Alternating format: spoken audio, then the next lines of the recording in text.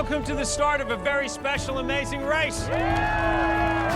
The first ever showdown between contestants from Survivor, Big Brother, and The Amazing Race. Ladies and gentlemen, my name is Peridiam, and this is the story of Eliza Orleans and Corinne Kaplan from Survivor, who are also now on The Amazing Race Season 31. If you're interested in learning a little more about this team and their backstory as far as their CBS reality TV careers go, welcome. I will be spoiling a good portion of Survivor Vanuatu, Micronesia, Gabon, and Caramoan, so if you don't want to be spoiled, I would check out about now. This will be an abbreviated summation of their journeys thus far. I won't go into too much detail, but will instead cover broad strokes with highlights from their past seasons, all in the hopes of educating you on who they are, where they've been, and why I'm a fan of them. So let's just get right into it. Let's go back to the year 2004 with Eliza, who made her first appearance on Survivor Season 9, Vanuatu, the Islands of Fire. We look over and the guys, we're kneeling on a mat, and they all have little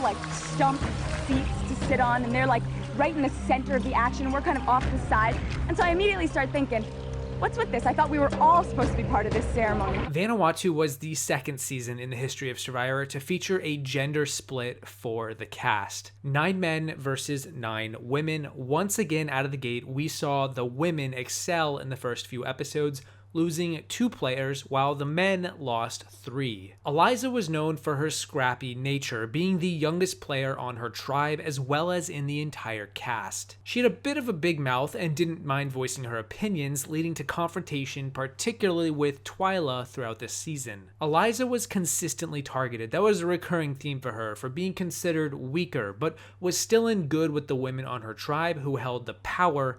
Thus, she was never really in true danger of leaving, at least in the pre-merge. She had a sisterly bond with Amy, the leader of the women, and that relationship proved to be the most important one of the season. When the merge hit at the halfway point in the season, both tribes came together, and the women outnumbered the men 6-4. This led to the men getting picked off, though there was a coup brewing amidst the female ranks as one woman, Scout, intended to turn on Eliza using the remaining men in the game. Amy, however, was having none of it and didn't want to get rid of Eliza before the men, and it was only at the final 7 when Amy finally did commit to voting out Eliza, to giving in to the women's wishes before the last man standing, Chris, who was still in the game, was going to be voted out. This is when Eliza's game plan took a 180. Eliza was approached by Chris, the last man standing, to join a 4-person alliance at the final 7 to reach the final 4. Eliza wasn't a fan of 2 of the 4 people that Chris was saying they should work with, that being Twyla and Scout, but she went with it because the alternative was herself getting voted out. Amy's alliance did turn on Eliza, but they didn't have the numbers this time to take her out. You're becoming the girl who cried But wolf. you know what? It's oh, Eliza was just being paranoid, Eliza's just being paranoid. And then every time I get back to camp and I find out, oh my God, I was this close to being voted off. It is not paranoia, it is valid 100%. And I very well might be going home tonight. First vote. Eliza. I'll read the last vote.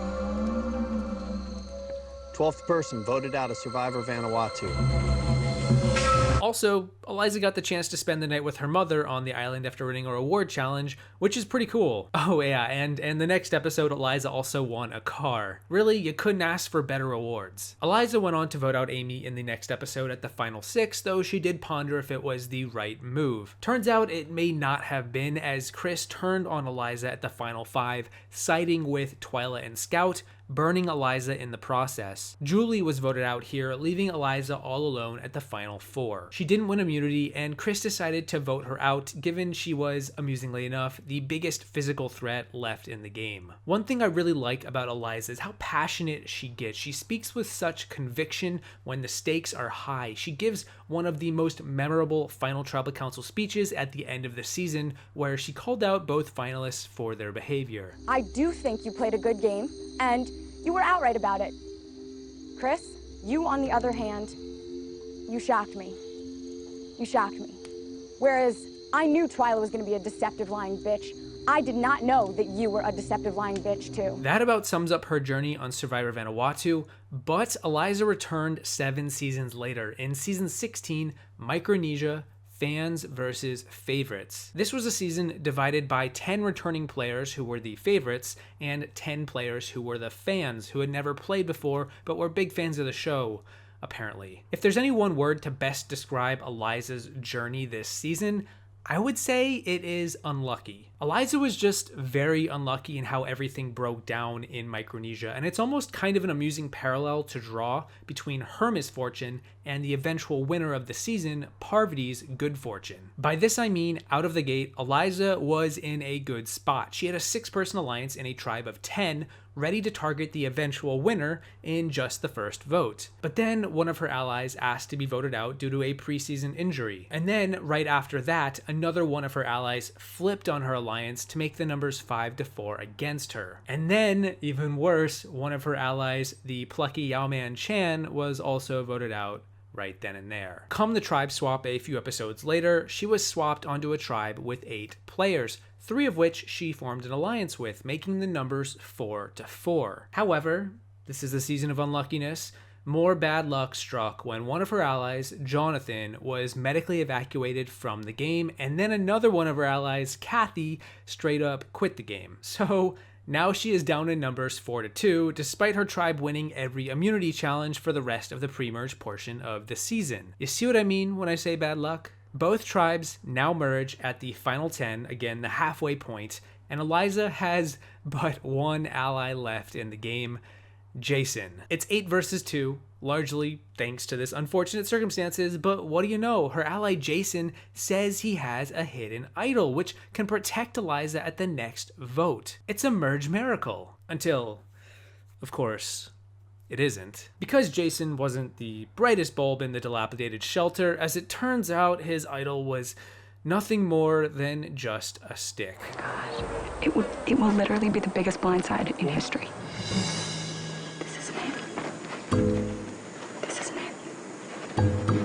It's not the idol.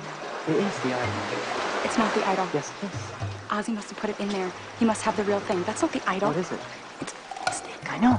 It has a face on it. So Eliza was voted out right after one of the funniest moments in the history of Survivor. If there's any one thing to take away from her story, it's that it has currently ended on one of my favorite moments in the history of the show. So even in her misfortune, there is always that. Enter Corinne Kaplan. One season later, in Survivor Season 17 Gabon, Corinne labels herself on day 1 as a villain, and she doesn't really care. I mean, she cares that she's the villain, but she doesn't really care what you think of her. She will burn anyone, she will do anything. Nothing is sacred. And hey, you know what? I am all for villains, and a player who embraces their villainy and their role is sure to deliver. Hi everybody, I'm Corinne and I do pharmaceutical sales. I'm gonna be a total bitch and I'm gonna get rid of who I have to get rid of and I'm gonna hurt people's feelings and I'm gonna laugh when people cry and I'm gonna own it. Right out of the gate, Corinne plays the game hard, entering a 5-person onion alliance in a tribe of 9. She has a bit of an opposite theme to Eliza here, where Corinne was pretty lucky on both of her seasons really, as she only went to tribal council twice in the pre-merge of Gabon, both times being in the majority, both times having no shenanigans play out with idols or twists. Even when she swapped, she had numbers and physical players surrounding her, so her tribe never really lost. But despite this, she still didn't mind making enemies along the way, as any villain would, especially not being a fan of Susie from the other tribe. I figured people were talking, and I figured eventually they would come to me and tell me where I'm at, you know? Because when I was gonna, okay, I want to be honest with you, I was actually gonna vote you. Really? I hate her. I plan on burying her as soon as possible, alive.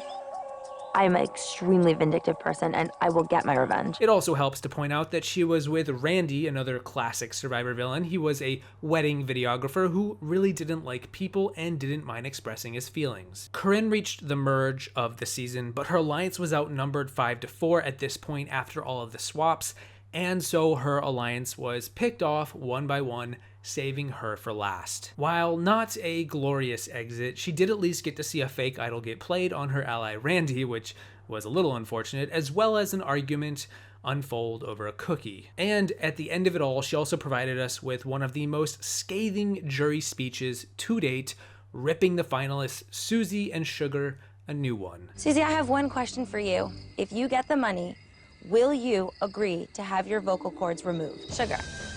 You are an unemployed, uneducated leech on society.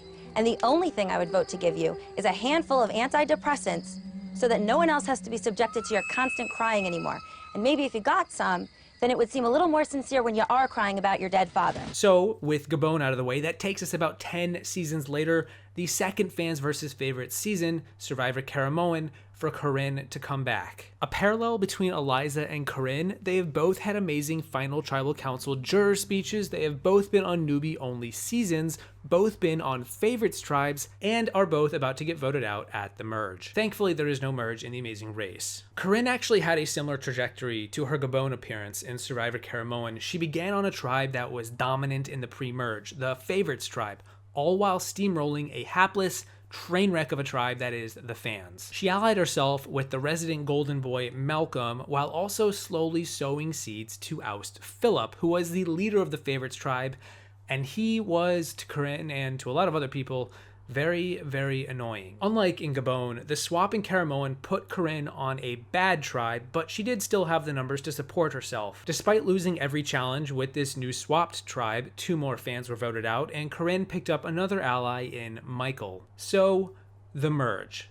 Again, Corinne appears to be in the majority this time, as it is 8 favorites versus 4 fans. The favorites strongly consider splitting their votes 4-4, so the fans are completely out of luck no matter what, and this moment becomes the perfect opportunity for Corinne to rally her numbers and strike at the heart of it all. Taking Malcolm, Michael, and now 2 other remaining fans, Eddie and Reynolds, they devise a plan to overthrow this split vote and seize the day. It seems almost too good to be true. Yeah, it was. Corinne also spoke to another player that she was aligned with named Dawn about this plan, a woman she trusted, and it turns out that was her downfall, as Dawn was not on board. In my opinion, I don't know if Corinne really needed to tell Dawn about this plan. She had the numbers if the votes were in fact going to be split.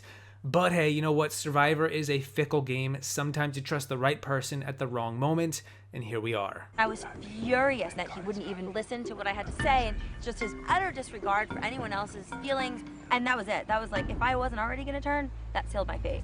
So, oh my God, like, thank God for Malcolm. We're gonna vote together on the first vote, and then we're gonna blindside the favorites.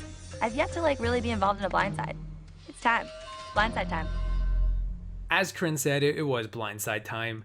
Except, of course, Corinne was blindsided instead. And because of the makeup of the tribe, she didn't even make it to the jury, but was instead a rare post-merge, pre-jury player. And she didn't even get to sit on stage at the live reunion. What a reunion, huh? Unlike Brittany and Janelle, Corinne and Eliza don't have any in-game moments between the two. They never played on a season together, but they are still 2 very vocal, opinionated, hard-hitting women who do not take any prisoners, who really fill their roles well, and that is the kind of attitude and the kind of players I like to see on my screen, especially when it comes to racing around the world. It's not a Survivor pairing I could have predicted, but I am absolutely here for it, and I think they will deliver every bit of good TV I could hope for. Overall, that is the combined stories of Corinne and Eliza on Survivor. I hope you guys found this video worth your while, and I hope you enjoy a new season of The Amazing Race. Let me know what you guys think. Are you going to be watching The Amazing Race Season 31? And if you aren't, why not? I actually don't want to hear why you're not. You really just should do it so we can talk about it. Either way, my name is Peridiam saying thank you for watching. Don't forget to pay your cab driver on the way out, and I will see you in the next video.